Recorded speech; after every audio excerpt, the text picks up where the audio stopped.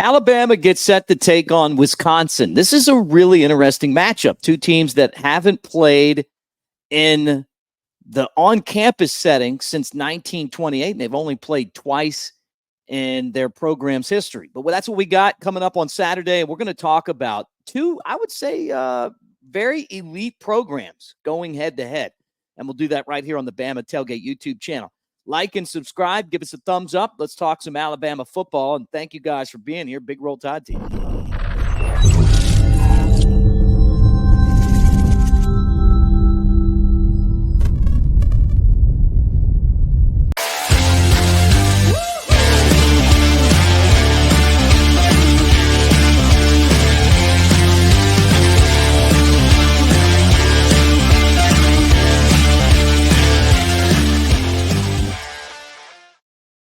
What do you say, everybody? And thanks for hanging out with us on the Bama Tailgate YouTube channel as we talk Crimson Tide football, brought to you by Pearl River Resort. Big Elmo will be back tomorrow. I'm actually going to just throw that up. That's where I'm at right now, and kind of enjoying life a little bit. So I got to get this show knocked out so I can go jump in the pool. All right, listen.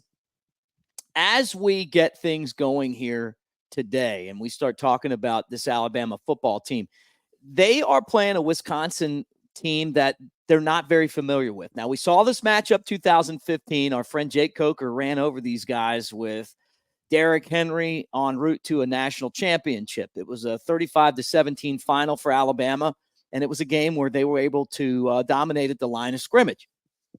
That was Nick Saban. Now it's Kalen DeBoer.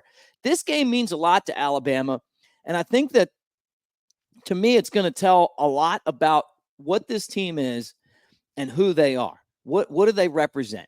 How are they going moving forward? Where are they as a program? Did Alabama take a step back? You lose this game, and obviously you have to say, yeah. I mean, Alabama matches up with these guys, I think, really well.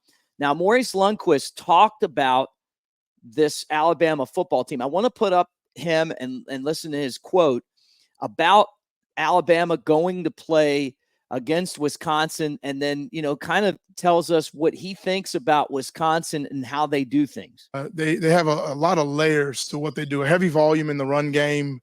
They have a vertical throw game. They'll stretch you horizontally. I think they do a phenomenal job of spreading the ball around. They got good spacing concepts, vertical concepts. They run zone and gap scheme. They can tempo when you want them to tempo. They have experienced players. You look at their wide receiver group, older group of guys, seasoned guys that have played a lot of football, returning starters. Backs can run downhill, experienced coaching staff, and you're looking at them going into year 2 of their coaching staff. So you have a lot of continuity, a lot of same as. So I think obviously all those things present their own challenges. Different style of offense probably last week in what we saw South Florida, but they can do it all. They present empty, five open empty, 4 open empty. They 2x2, 3x1 condensed sets. So they're going to test rules. They're going to test our ability to execute on a down in and down out basis. So we know we're going to have to do our job and do it consistently well. All right. That's what I was talking about, him kind of breaking down this team.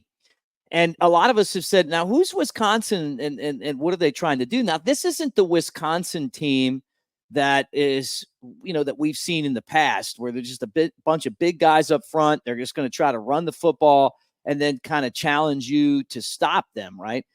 As Alabama prepares for this game, and you can see them there preparing, there's a lot more to it. This is an Alabama team that's facing Wisconsin in transition. They're going from, where they were before to playing football the way that Luke Fickell wants to play it. And I think that includes being able to throw the football down the field, having a vertical game. But I'm not sure, even with Van Dyke as their quarterback, that they're going to be able to really stretch Alabama's defense. And I think that Maurice Lundquist, who obviously is Alabama's defensive backs coach and the co-defensive coordinator, realizes that this is going to be a game, to me, that's won at the line of scrimmage. Now, in his press conference, he went on to talk about, how impressed he's been with some of the guys on this football team for Alabama as far as depth goes, right? And experience. You're not talking about guys who have maybe played together, for say. because you're talking about players like Keon Sabb that transferred in, and then, Malachi Moore had been there, but, kind of slid back into a different position. And being able to do that, Red Morgan, who's learning how to play but has a ton of talent. But you put these guys together, guys like King Mack, you get them all in there, and it's game 3. And now all of a sudden you're going on the road game 3, and you've got to figure out how this team's going to play away from Tuscaloosa. And that, to me, is one of the most fascinating parts of why this game's important for Alabama coming up this Saturday. I think we are probably, and I know I am anyway, a little bit surprised that Alabama has been defensively dominant this year instead of offensively dominant, right? Why is that?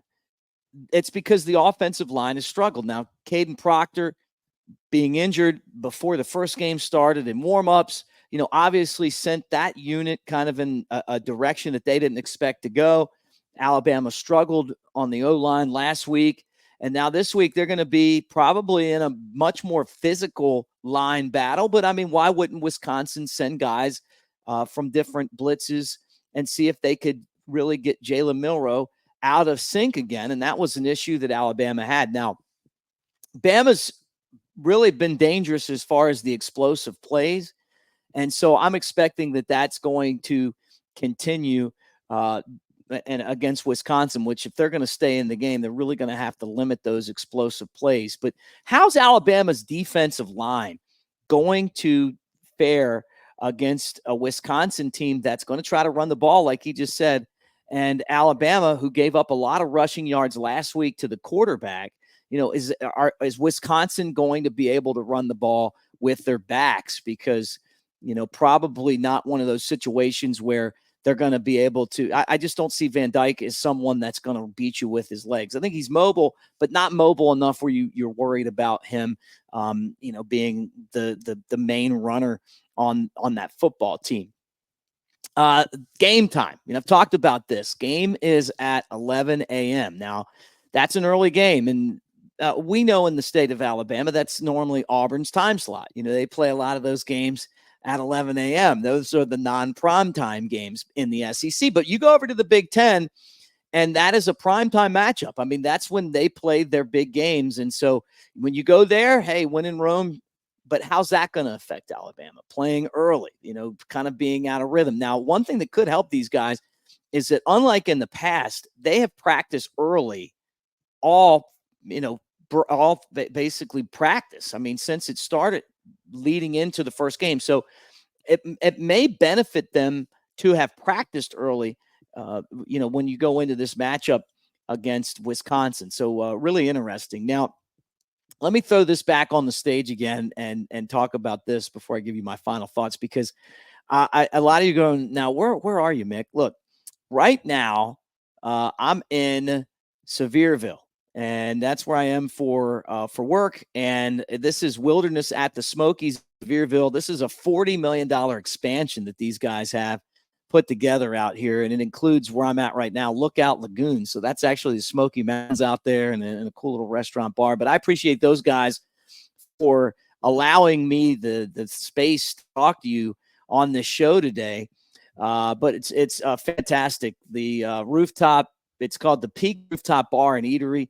But they've got all these water slides and everything else. I have to maybe on the next show kind of swing the camera over so you can see them all. I love the water park, though. I'm like a little kid when it comes to being able to go out there and ride these slides. So I want to thank them for giving us the space to do this. Now, kind of final thoughts on this, this show today as Alabama gets to take on Wisconsin. I've said this before, really love the matchup, and I think that for Alabama to take a step forward, and this is really, to me, the last game before we know who this team is, because they're expected to win this game. And that is that's a tough task for any team, right? When you're expected to win, because the expectations are you're just going to go in and take care of business. If they don't, then you're going to worry. And that's what happened last week. If they do, it doesn't mean anything, because you got a week off, and then you got Georgia coming to town, and they are going to be ready. That's going to be a brawl. So you got to get to that point. And the way that you do that is you take this game and you make it like Nick Saban always said, we're worried about the next game. And for Alabama, this is the next game. But I just don't see Wisconsin being able to match up with Alabama in the skill position spots. And a healthy Alabama team with Justice Haynes and Jam Miller got to limit the turnovers. But those guys have been explosive when they've been given the opportunity by the offensive line blocking and opening up the holes. They've taken advantage of it. This is one of the most explosive Alabama backfields that we've seen in a while. I mean, I would say since Najee Harris was Bama's running back in 2020, right? Jalen Milroe with the deep ball, always dangerous. Ryan Williams, I mean, who do they have that's going to match up with him? But I think the other part of it, and, we talk about guys who are going to break out this game, who's going to make the big difference in this contest. To me, I feel like it's at wide receiver. Jeremy Bernard was right on the cusp, I felt like last week, of breaking out. We saw him, get the chance to run the ball. We saw him, catching some passes. I feel like he's right there. And Law, Kendrick Law, I mean, we have not seen the best of him yet. Catch here, catch there, but it's not like he's become the go-to guy. And so far, it's been Ryan Williams. I mean, and there's a reason why that he's called a phenom. I mean, he's been a phenom, and he's caught touchdowns now, 3 touchdowns in his first 2 games for Alabama. So I'm excited. We'll be back tomorrow with the man, the myth, the legend, Big Sexy Elmo. I do want to remind you guys a couple things before we get off here. And the first thing is that our show is always presented by newlifeart.com. And I know that as you try to pimp out the man cave, you got people coming over for the contest, you got an office, you got somewhere you want to put those Daniel Moore pictures, those beautiful prints. Maybe you want the coffee mug. Maybe I got the statue. One of the guys I've got to meet is the man making that diving touchdown in the 2015 national championship game.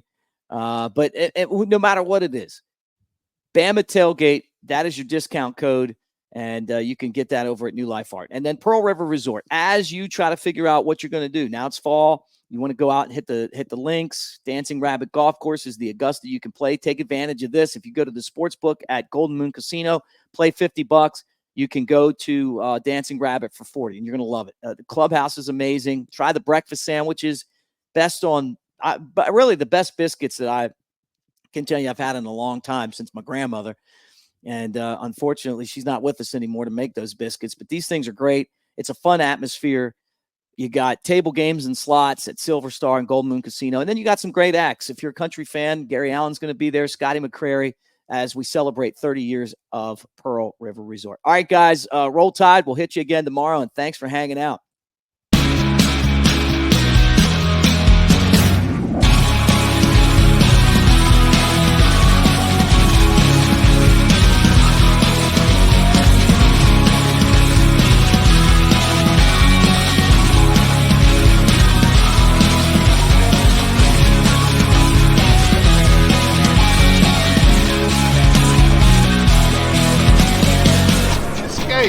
To Pearl River Resort.